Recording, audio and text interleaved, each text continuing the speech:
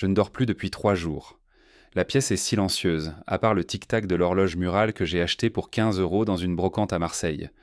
Je suis assis à la table de la cuisine, un vieux carnet devant moi et un stylo qui fuit un peu sur le papier. Tout est prêt, bientôt cela se terminera. Mais avant d'éteindre la lumière, je veux raconter comment tout est arrivé jusqu'ici. Pas pour me justifier, juste pour poser les faits, comme un rapport que personne ne lira peut-être. C'est une confession froide, sans fioriture, juste les détails qui s'enchaînent. C'était il y a 2 ans. J'avais 38 ans et ma vie était réglée comme un emploi du temps de brigade. Je m'appelle Julien Moreau et je travaillais comme inspecteur à la police judiciaire de Lyon. Mon appartement était un 2 pièces au 3e étage d'un immeuble gris sur la rue de la République, loué pour 750 € par mois, charges comprises. Chaque matin, je me levais à 6 heures précises, sans réveil, par habitude. Je faisais du café avec la machine que Sophie m'avait offerte pour mon anniversaire. Une Nespresso basique, capsule à 2 € l'unité chez le supermarché du coin. Je buvais une tasse noire, sans sucre, en regardant par la fenêtre les voitures qui passaient en bas, leurs phares encore allumés dans la brume matinale. Puis, je prenais une douche froide, 5 minutes chrono, pour me réveiller complètement et chasser les restes de sommeil. L'eau coulait fort, et je comptais les secondes mentalement. Après, j'enfilais mon uniforme, pantalon noir repassé, chemise blanche amidonnée la veille au soir avec un fer à 20 € acheté chez Darty, et ma veste avec l'insigne de la police, un peu usée sur les bords. Je descendais les escaliers, l'ascenseur était souvent en panne, coincé entre les étages, et je marchais jusqu'au métro, ligne A, direction Perrache. Le trajet durait 21 minutes exactes, bondé de gens qui sentaient le parfum bon marché ou la sueur. J'achetais un croissant à la boulangerie en face de la station, 1,20 € payé en pièces, et je le mangeais en marchant vers le commissariat, les miettes tombant sur ma chemise. À 7h30, j'étais à mon bureau, un coin encombré de dossiers jaunis, d'un ordinateur qui rame tout le temps avec son ventilateur bruyant et d'une tasse vide de la veille. Ma journée typique consistait à interroger des suspects dans la salle aux murs écaillés, rédiger des rapports sur Word avec des fautes que je corrigeais patiemment et parfois patrouiller dans les quartiers chauds comme les Minguettes ou Vaux-en-Velin, où les rues sentent l'essence et les ordures. J'avais des collègues, Pierre Duval, mon partenaire depuis 5 ans, un type de 42 ans qui fumait trop, au moins un paquet par jour à 8 € et râlait sur les heures supplémentaires non payées. Marie Lefebvre, la chef de section, toujours en tailleur strict gris, qui notait tout dans un agenda en cuir noir, ses ongles courts et nets, et puis les autres, comme Antoine Berger, qui gérait les archives au sous-sol, buvait son thé à la menthe à midi pile, infusé dans une thermos à 10 € et évitait les regards. On se saluait d'un signe de tête, sans plus. Le soir, je rentrais vers 19 h, sauf les jours de garde où ça traînait jusqu'à 22. Je commandais une pizza chez Domino's pour 12 €, livrée en 30 minutes, ou je cuisinais des pâtes avec une sauce tomate en bocal, un béjon 50 € au carrefour du quartier. Sophie, ma compagne depuis 3 ans, venait parfois après son shift. Elle travaillait comme infirmière à l'hôpital Édouard Herriot, et on se voyait 2 ou 3 soirs par semaine quand nos horaires collaient. On regardait la télé, des séries policières, ironiquement, comme Engrenage sur Canal+, où on parlait de rien, du prix du gaz qui augmentait à 80 € la facture mensuelle, ou des courses à faire. Elle laissait toujours son parfum sur l'oreiller, une odeur de vanille bon marché d'un flacon à 5 € chez Yves Rocher. Les week-ends, si je n'étais pas de service, j'allais au marché de la Croix-Rousse, sous la pluie fine parfois. J'achetais des fruits frais, des pommes pour 2 € le kilo, du fromage de chèvre à 5 € la part, dense et crémeux.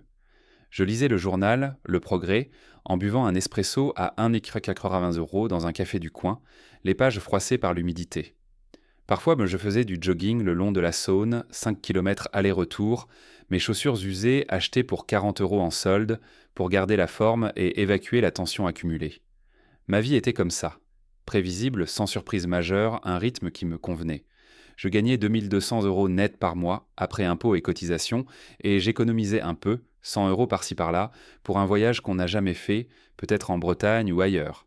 Les factures s'empilaient, électricité à 60 €, internet à 30 et le reste partait en nourriture et transport. Ce jour-là, un mardi ordinaire en septembre, avec un ciel gris et une température de 18 degrés, je me suis levé comme d'habitude.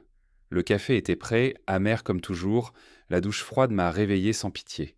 J'ai pris le métro, bondé, acheté mon croissant qui était un peu sec ce matin-là. Au commissariat, Pierre m'a salué d'un signe de tête distrait, en allumant une cigarette malgré l'interdiction. Marie a convoqué une réunion à 9 heures précises, dans la salle de briefing aux chaises inconfortables.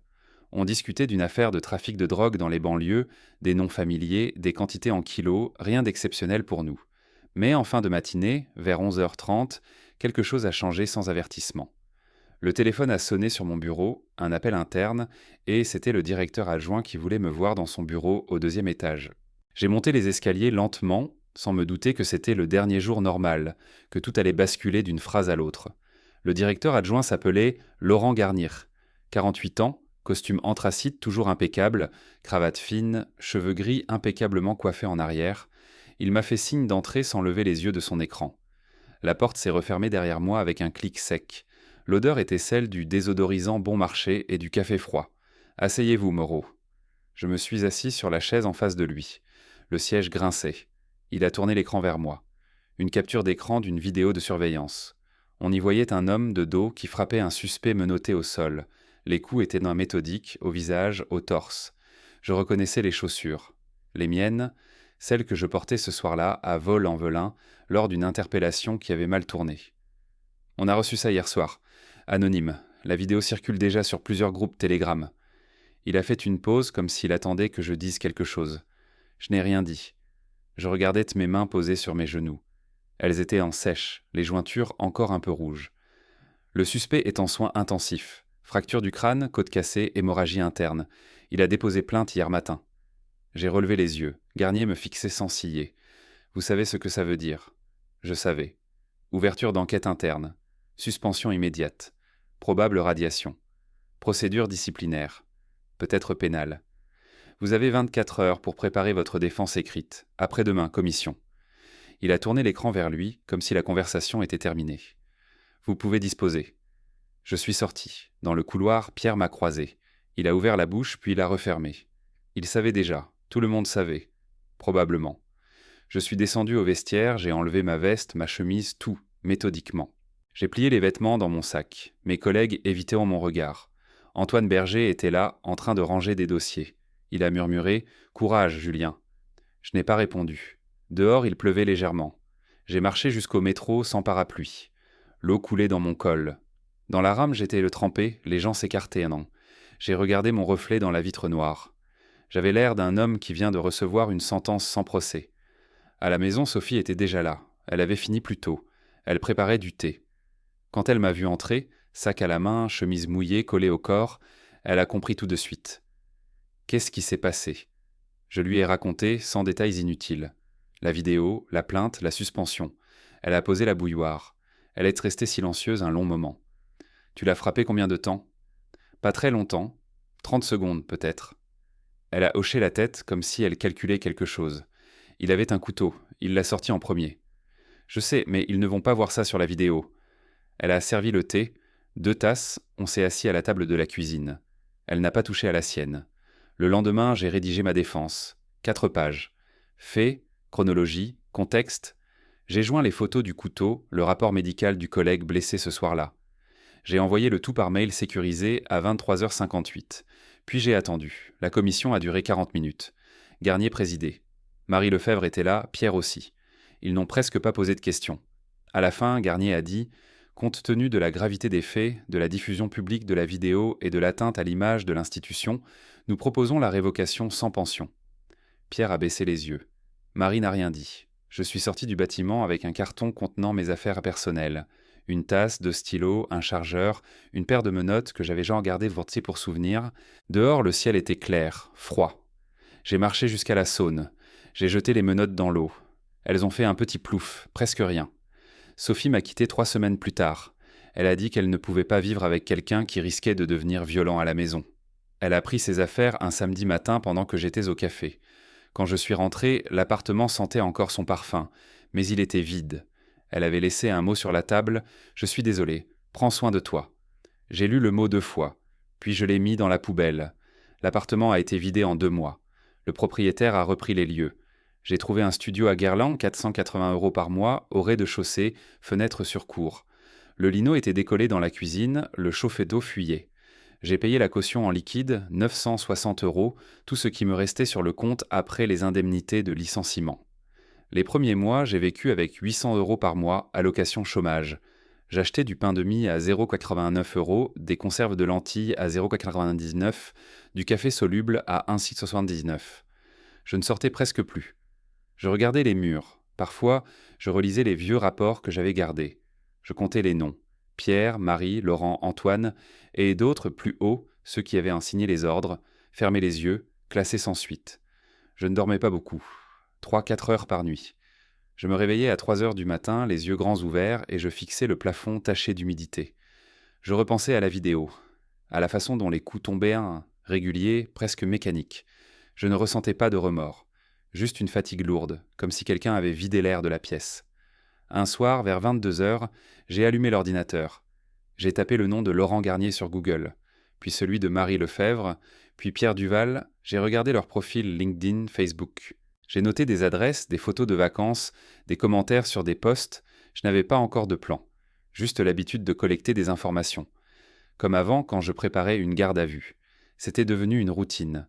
Chaque soir, je buvais ma tasse de café soluble, j'ouvrais l'ordinateur et je regardais leur vie continuer. La mienne s'était arrêtée. La leur roulait, tranquille, avec des promotions, des dîners, des enfants qui grandissaient. Je n'avais pas encore décidé quoi faire, mais je commençais à comprendre que je ne pouvais plus simplement regarder. Les mois suivants se sont écoulés dans une sorte de brouillard épais. Je me levais vers 8 heures, parfois 9, pas de raison de se presser. Le studio sentait l'humidité et le tabac froid, même si je fumais peu. J'achetais un paquet de gauloises bleues à 11 € tous les 10 jours. Je fumais 1 ou 2 par soir, assis sur le rebord de la fenêtre ouverte. La cour était minuscule, 4 murs sales, une poubelle qui débordait souvent. Mon budget était serré. Allocation chômage, 912 € par mois. Loyer 480. Électricité 42. Eau 18. Internet 25. Il restait environ 300 € pour manger, transport, le reste. J'allais au Lidl de la rue de Gerland. Pain de mie 0,89 € le paquet, conserve de thon à 0,99, lentilles 0,79, pâtes 0,49 le kilo. Je cuisinais une fois tous les 2 jours, je mangeais froid ou réchauffé au micro-ondes d'occasion à 15 €. Café soluble, 1,79 €, le pot de 100 grammes. Je rationnais, une cuillère rase par tasse. Je sortais peu. Le matin, je marchais jusqu'au bureau de Pôle emploi, 21 minutes à pied. J'attendais mon tour sur une chaise en plastique. On me proposait des offres. Vigile, agent d'entretien, chauffeur-livreur. Je refusais poliment. Je n'avais plus envie de porter un uniforme, ni de répondre à quelqu'un. On me disait que je perdrais mes droits si je refusais que trop. Je hochais la tête, je savais que les droits, ça s'épuise. L'après-midi, je restais chez moi. Je lisais des vieux polars achetés à 1 € pièce dans une boîte à livres. Je regardais des documentaires sur YouTube, volume bas. Parfois je dormais l'après-midi, 2 heures, jamais plus. La nuit, je me réveillais vers 3 heures. Je fixais le plafond. Une fissure en forme de higuement courait du coin gauche jusqu'à la lampe. Je comptais les minutes jusqu'à ce que le jour filtre par les volets. Les noms revenaient souvent.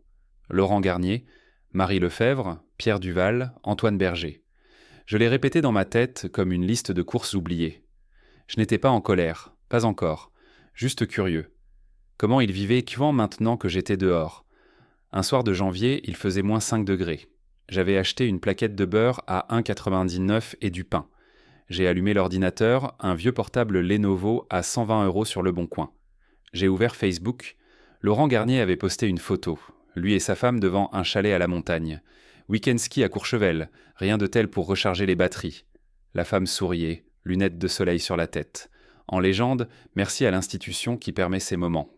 47 likes. Pierre avait commenté « Profite bien, chef, tu le mérites ». J'ai noté l'adresse du chalet. Pas l'adresse exacte, juste le nom du domaine, les sapins blancs. J'ai cherché sur Google Maps, quartier résidentiel, villa avec piscine couverte, prix moyen, 1,2 million d'euros. J'ai fermé l'onglet. Quelques jours plus tard, Marie Lefebvre a publié une photo de son fils, diplôme en main. « Fier de toi, mon grand. Master 2 en droit pénal. » Elle portait un tailleur bleu marine, le même qu'au commissariat. Antoine Berger avait liké, Pierre aussi. Je n'ai rien ressenti de particulier. Juste une observation. Il continuait. Moi j'étais là, dans ce studio de 22 mètres carrés, avec une ampoule qui grésillait dès que j'allumais la lumière. Un après-midi de mars, je suis allé au marché de la Guillotière. J'avais besoin d'air. J'ai acheté 3 tomates à 1,80 € le kilo, une botte de persil à 0,70. En sortant, j'ai vu Pierre Duval. Il était avec sa femme et leurs 2 enfants. Il mangeait un des glaces. Il portait un polo Lacoste, neuf, 85 € au moins. Il n'a pas vu que je le regardais. Il riait, sa femme aussi. Les enfants couraient autour d'eux. Je suis rentré à pied. 15 kilomètres. Mes chaussures prenaient un lot. À la maison, je me suis assis à la table. J'ai ouvert un nouveau carnet acheté à 2,50 €. J'ai écrit une ligne. Pierre Duval, adresse actuelle, 14 rue des Lilas, Caluire et Cuire. Voiture, Audi Q5 grise, immatriculation terminant par 692. Je n'avais pas l'intention d'en faire quelque chose. Pas encore. C'était juste un réflexe. Comme quand on note un numéro de plaque pendant une filature. Mais cette fois, c'était pour moi. Les semaines suivantes, j'ai continué. J'ai trouvé l'adresse de Marie sur page blanche. Appartement rue Sala, 6e arrondissement. 120 mm vue sur la place Bellecour. J'ai vu une photo sur Instagram de Laurent Garnier. Il posait devant une nouvelle BMW série 5 noire. Nouveau jouet professionnel. 78 000 € minimum. Je notais tout. Adresse, horaires approximatifs, habitude. Pierre allait courir tous les samedis matins à 7h30 au parc de la Tête d'Or. Marie prenait son café à 8h15 au Café des Fleurs, place des Célestins. Laurent déjeunait souvent au restaurant L'Institut, rue de la République, 45 € le menu. Je ne savais pas encore pourquoi je faisais ça. Ou plutôt, je ne voulais pas me l'avouer. C'était comme ranger un tiroir. Mettre de l'ordre dans le désordre. Puis, un soir de mai, vers 23h, j'ai reçu un message. Numéro inconnu. Juste une phrase. Tu as fait ce qu'il fallait ce soir-là. Ils t'ont sacrifié pour calmer la presse. Tu n'étais pas le seul à savoir pour les enveloppes. J'ai fixé l'écran longtemps. J'ai répondu. Qui est-ce ? Pas de réponse. Le numéro était déjà hors service quand j'ai rappelé. Cette nuit-là, pour la première fois depuis des mois, j'ai dormi 6 heures d'affilée. Mais au réveil, quelque chose avait bougé. Une petite pierre s'était détachée. Et je savais que je ne pourrais plus faire semblant de l'ignorer. Je me suis levé, j'ai ouvert le carnet, j'ai ajouté une ligne en haut de la page. Commencer. C'était vague. Mais c'était un début. Je ne sais pas exactement quand l'idée est devenue claire. Peut-être cette nuit de mai, après le message anonyme. Ou peut-être plus tard, quand j'ai compris que le silence était pire que la rage. Je n'avais pas de colère brûlante. Juste une constatation froide. Ils avaient en continué leur vie pendant que la mienne s'était arrêtée net. Comme si j'avais été une pièce qu'on enlève de l'échiquier pour que la partie reprenne sans accroc. J'ai commencé par des petites choses. Rien d'illégal au début. Juste de l'observation prolongée. Je prenais le bus 35 jusqu'à Caluire et Cuire. Je descendais 2 arrêts avant la rue des Lilas. Je marchais lentement, capuche relevée, même quand il ne pleuvait pas. Je m'installais sur un banc du square en face de chez Pierre. De là, je voyais sa porte d'entrée, sa boîte aux lettres, sa fenêtre du salon au premier étage. L'Audi Q5 grise était toujours garée au même endroit, à 19h12 précise les soirs de semaine. Il sortait parfois fumer sur le balcon, dos tourné, téléphone à l'oreille. Il parlait fort. Je n'entendais pas les mots, juste le ton, assuré, satisfait. Marie habitait rue Sala. J'y allais le matin vers 8h10. Je m'asseyais à la terrasse du Café des Fleurs, commande un café noir à 2,40 €, je payais en pièces pour ne pas avoir à sortir ma carte. Elle arrivait toujours à 8h17, tailleur impeccable, sac à main en cuir noir, 400 € au moins. Elle prenait un cappuccino et un pain au chocolat. Elle lisait Le Monde sur son iPad. Elle ne levait jamais les yeux. Elle ne m'aurait pas reconnu de toute façon. J'avais maigri de 7 kilos depuis l'année précédente. Mes cheveux étaient bien plus longs, barbe de 3 jours, lunettes à monture fine achetées 18 € en pharmacie. Laurent Garnier était le plus difficile à approcher. Il vivait dans une résidence sécurisée à Écully. Portail automatique, caméra, gardien. Je n'ai jamais essayé d'entrer. Je me contentais du parking extérieur. Sa BMW série 5 noire sortait tous les matins à 7h45. Il portait des costumes sur mesure maintenant. Je l'ai vu un jour déjeuner à l'Institut, table près de la fenêtre. Il mangeait seul, lisait des documents. Addition. 58 € avec le vin. Il payait avec une carte noire. Il est reparti à 14h22, sans hâte. Je notais tout dans le carnet. Heure, lieu, prix, geste. J'avais 3 pages rien que pour Pierre, 4 pour Marie, 5 pour Laurent. Antoine Berger était moins intéressant. Il vivait toujours dans son petit appartement près de la gare Pardieu. Il sortait rarement. Je l'ai vu une fois au supermarché, panier avec du thé à la menthe et des biscuits secs. Il a payé 1472 €. Il a regardé autour de lui comme s'il avait peur d'être suivi. Peut-être qu'il l'était. Je ne parlais à personne. Je n'avais plus d'amis. Sophie avait déménagé à Villeurbanne. Je savais où. Je n'y suis jamais allé. Je n'avais pas besoin de la voir, elle faisait partie d'avant, d'une vie qui n'existait plus. Un soir de juillet, chaleur lourde, 32 degrés même à 22 heures, j'ai décidé de passer à l'étape suivante. Pas encore l'action, juste la préparation. J'avais 1847 € sur le compte, plus 600 en liquide caché dans une boîte à chaussures. J'ai acheté un téléphone prépayé à 29 € chez un buraliste du 3e arrondissement. Carte SIM anonyme, 10 € de crédit. J'ai créé une adresse mail ProtonMail depuis une connexion Wi-Fi publique à la bibliothèque de la Pardieu. J'ai acheté un ordinateur d'occasion, un Dell sous Windows 10, 180 € sur Le Bon Coin. Je l'ai payé en espèces, rendez-vous dans un parking souterrain. J'ai appris à utiliser Tor, lent mais anonyme. J'ai regardé des tutoriels sur YouTube avec le son coupé. J'ai acheté un petit enregistreur numérique à 42 € sur Amazon, livré en point relais. Je l'ai testé dans la cuisine. Ma voix était calme, presque plate. Ça me convenait. Puis j'ai commencé les listes, pas des listes de courses, des listes de faiblesses. Pierre, dette de jeu. Il avait un compte sur un site de poker en ligne. Je l'avais vu poster des messages sur un forum sous pseudo. Il perdait régulièrement. 300, 500 € par mois. Il cachait ça à sa femme. Marie. Sa sœur avait un cancer. Chimiothérapie coûteuse. Elle avait lancé une cagnotte Litchi, discrète. 18 000 € collectés. Elle versait 400 € par mois en plus de la sécu. Laurent, rumeurs anciennes, des enveloppes. Des contrats de sécurité privée attribués sans appel d'offres. Rien de prouvé. Mais des murmures. Des anciens collègues qui parlaient dans les bars. J'ai ajouté une ligne dans le carnet. Méthode, utiliser leurs propres outils. Ça voulait dire quelque chose de précis pour moi. Ils m'avaient accusé de violence. Ils m'avaient montré la vidéo en boucle. Ils avaient dit que j'avais dépassé les bornes. Alors je me suis dit, très bien, je vais leur montrer ce que c'est, dépasser les bornes, mais proprement, sans trace, comme ils l'avaient fait pour moi. J'ai acheté une boîte de gants en latex, 4,50 €. Un rouleau de ruban adhésif gris, 3,20 €. Un cutter pliable, 6,80 €. Des sacs poubelles noirs renforcés, 7,90 € le paquet de 20. J'ai tout rangé dans un sac à dos noir acheté 12 € en solderie. Je ne l'ai pas encore utilisé. Mais il était prêt. Un matin d'août, je suis retourné au square en face de chez Pierre. Il est sorti à 7h28 pour courir. Il portait les mêmes chaussures que moi autrefois. Les mêmes Nike noirs. Il a fermé la porte à clé, 2 tours. Il est parti vers le parc. J'ai attendu 10 minutes. Puis j'ai traversé la rue. J'ai regardé la serrure. C'était une simple Yale, facile à crocheter.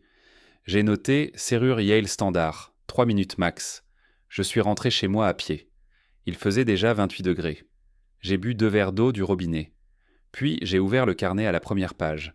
J'ai barré la ligne « Commencer ». À la place, j'ai écrit « Premier objectif, Pierre Duval ». C'était fait. Plus de retour en arrière possible. J'ai fermé le carnet. J'ai regardé par la fenêtre. Un chat errait dans la cour, il s'est arrêté, m'a fixé, puis il est parti. Je savais que moi, je n'allais pas partir. Pas encore. Le premier pas concret a eu lieu un samedi matin de septembre. Pierre partait toujours courir à 7h30 précise. Il laissait la maison vide pendant 45 minutes minimum. J'avais vérifié 3 fois les semaines précédentes.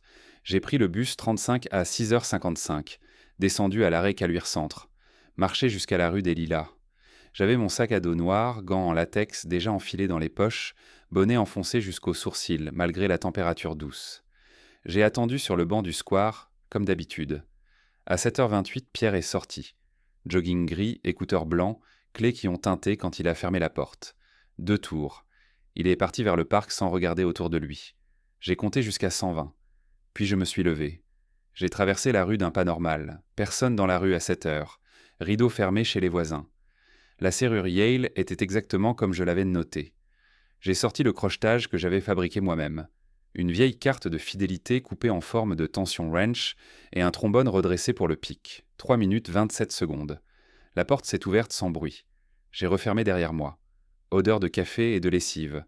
Salon propre, canapé beige, télévision 55 pouces sur un meuble Ikea. Photo de famille sur le mur.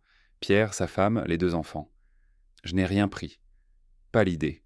J'ai monté l'escalier. Chambre conjugale au premier, lit défait d'un seul côté, table de nuit, téléphone chargé, montre connectée, Garmin à 320 €, paquet de préservatifs ouverts, dans le tiroir, une enveloppe Kraft, dedans 2800 € en billets de 50 et 100.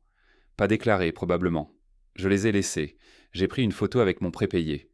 Juste pour moi. Puis j'ai remis l'enveloppe exactement comme avant. Dans le dressing, j'ai trouvé une boîte à chaussures. Dedans, des relevés bancaires. Dette sur un site de poker. 4 700 € cumulés sur 18 mois. Capture d'écran du solde négatif. J'ai photographié.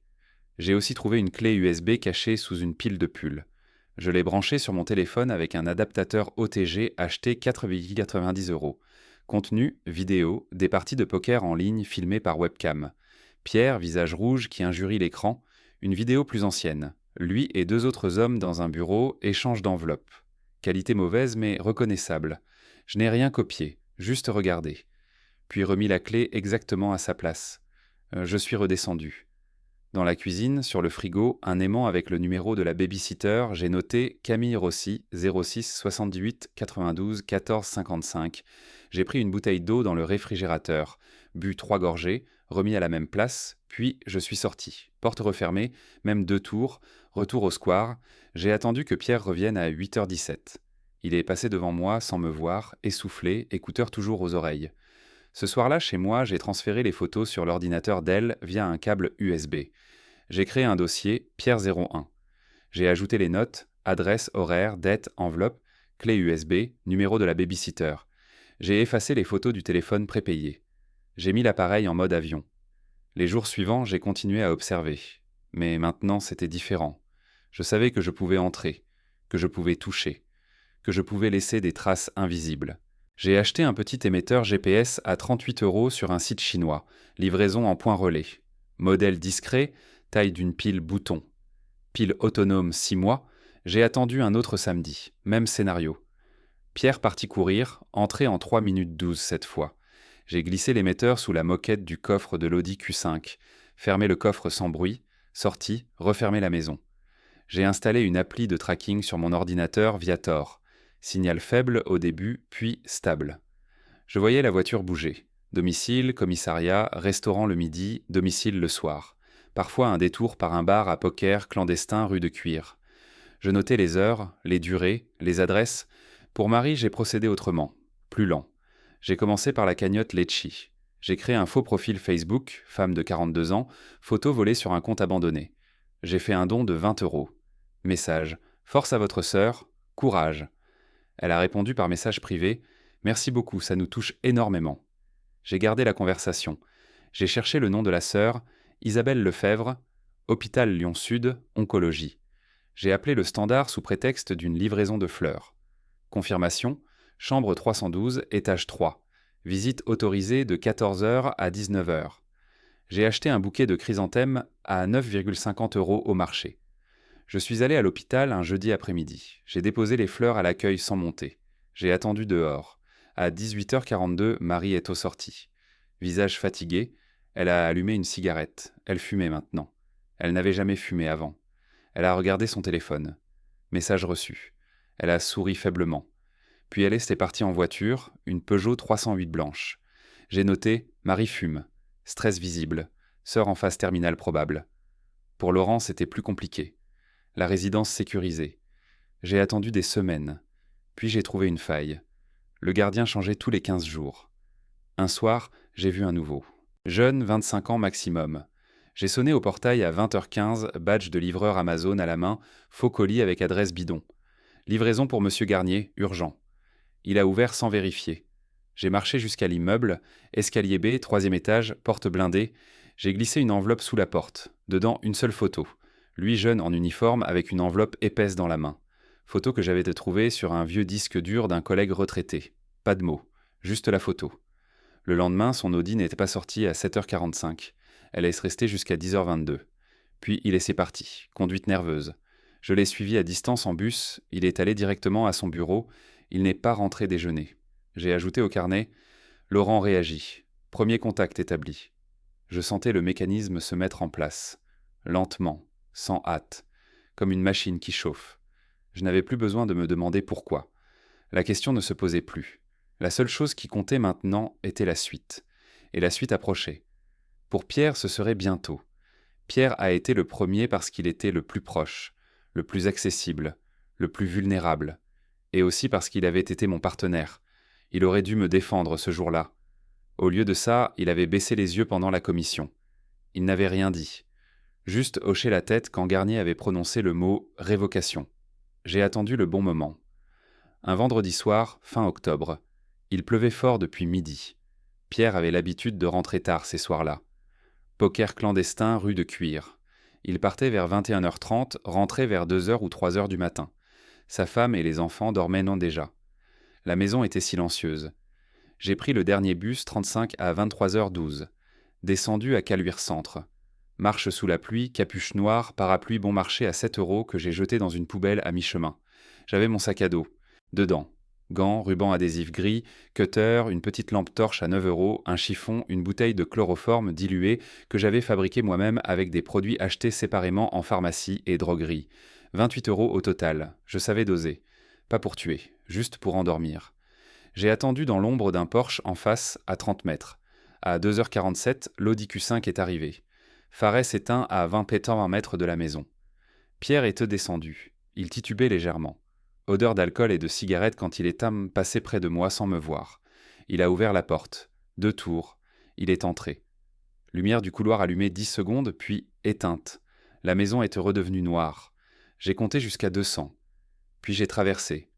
Serrure Yale. 3 minutes, 8 secondes cette fois à cause de l'humidité. La clé a glissé une fois. J'ai recommencé. Porte ouverte, refermée derrière moi. Silence. Juste le tic-tac d'une horloge quelque part. J'ai monté l'escalier sans bruit. Chaussons en tissu que j'avais achetés pour 4,50 €. Chambre conjugale. Pierre dormait sur le dos, bouche ouverte, ronflement léger. Sa femme à côté, tournée vers le mur. J'ai approché du côté de Pierre. J'ai sorti le chiffon imbibé. J'ai plaqué sur son visage. Il s'est réveillé en sursaut, yeux grands ouverts, mains qui ont agrippé mon poignet. Il était fort. Il a essayé de crier. J'ai appuyé plus fort. 10 secondes. 15. Ses mouvements ont ralenti. 25. Il s'est affaissé. Je l'ai traîné hors du lit. Lourd. 85 kilos au moins. Je l'ai descendu au salon. Je l'ai assis sur une chaise de la cuisine que j'ai apportée. Je l'ai attaché avec le ruban adhésif. Poignet derrière le dossier, chevilles aux pieds de la chaise. J'ai mis un morceau sur sa bouche. Pas trop serré. Il devait pouvoir respirer. J'ai attendu qu'il se réveille. 22 minutes, il a ouvert les yeux. Panique immédiate. Regard qui cherchait autour. Il m'a vu. Il a reconnu. Ses yeux se sont agrandis. Il a grogné sous le ruban. J'ai approché une chaise. Je me suis assis en face de lui, à 1 mètre. « Salut, Pierre. » Il a secoué la tête, larmes aux yeux. Peur pure. « Tu te souviens de la commission ? Tu as rien dit. Tu as laissé Garnier parler. Tu as hoché la tête. » Il a essayé de parler. Son étouffé. « Je vais enlever le ruban. Si tu cries, ta femme descendra. Tes enfants aussi. Tu veux ça ?» Il a fait non de la tête, vite, plusieurs fois. J'ai enlevé le ruban lentement. « Julien, putain, qu'est-ce que tu fous ?» Sa voix tremblait, basse. Il jetait des regards vers l'escalier. « Je fais ce que vous m'avez appris. Interroger, observer, presser. Écoute, je pouvais pas, c'était pas possible. Garnier, il avait tout décidé. Je sais, c'est pour ça que je commence par toi. Tu es le plus faible, le plus facile à faire plier. Il a dégluti, sueur sur le front. Qu'est-ce que tu veux ? De l'argent ? J'ai pas grand-chose. Je veux que tu parles, tout. Les enveloppes, les contrats, les noms, ceux qui touchaient, combien, quand, où. » Il a baissé les yeux. « Si je parle, ils me tueront. Si tu parles pas, je te tue maintenant. Et je laisse un mot pour ta femme. Elle saura pour le poker, pour les 14 700, pour les vidéos, pour les enveloppes que tu cachais dans la boîte à chaussures. » Il a relevé la tête, blanc comme un mur. « Tu es entré ici avant ? » ?»« Plusieurs fois. Je connais ta maison mieux que toi. » Silence. Long, juste la pluie dehors. « D'accord, murmura-t-il. Mais promets-moi, tu touches pas à ma famille. » « Je touche pas aux innocents. C'est pas mon style. » Il a parlé. Pendant 47 minutes. J'enregistrais avec le petit dictaphone caché dans ma poche. Nom, date, montant. Laurent Garnier au centre. Marie au courant. Des contrats de surveillance pour des boîtes privées. Des pots de vin, des classements sans suite, des preuves détruites, des pressions sur des témoins. Il a tout donné. Comme un barrage qui lâche. À la fin, il pleurait doucement. « C'est tout. Je te jure. » J'ai arrêté l'enregistrement. « Merci Pierre. » J'ai remis le ruban sur sa bouche, il a paniqué à nouveau. « Non, attends. Tu avais dit... » J'ai dit que je touchais pas à ta famille, pas que je te laissais partir comme ça. J'ai sorti le cutter, j'ai coupé les liens des chevilles, pas des poignets. Je l'ai forcé à se lever. Il tremblait. « On va faire un tour. » Je l'ai poussé vers la porte de derrière. Jardin étroit. Portillon sur une ruelle. Il pleuvait toujours. J'avais une voiture volée garée 2 rues plus loin. Une Clio grise, plaque changée, prise la veille dans un parking longue durée. Je l'ai fait monter à l'arrière. Ruban sur les yeux en plus. J'ai conduit 30 kilomètres, vers le nord. Une zone industrielle désaffectée près de Miribel. Hangar abandonné, toit percé, odeur de rouille et d'huile. Je l'ai attaché à une chaise en métal rouillé. Même méthode, poignet, cheville. Tu vas rester ici quelques jours, pas longtemps, juste le temps que je vérifie tes infos. Si tu as menti, je reviens, et là, ce sera différent. Il a pleuré, supplié, je n'ai pas répondu. J'ai laissé une bouteille d'eau, une couverture sale trouvée sur place. J'ai fermé la porte métallique, verrouillée de l'extérieur avec un cadenas à 6 €. Je suis rentré en bus de nuit. À 5h48, j'étais dans mon studio. J'ai écouté l'enregistrement 2 fois. Tout concordait avec ce que j'avais déjà soupçonné. J'ai ajouté au carnet « Pierre traité, information obtenue. Prochain, Marie ». Dehors, il commençait à faire jour. Gris, froid. Je me suis assis à la table, j'ai bu un café soluble, pas de sucre. Je n'avais pas sommeil, juste une fatigue très ancienne, et la machine continuait de tourner. Plus fort maintenant, plus net.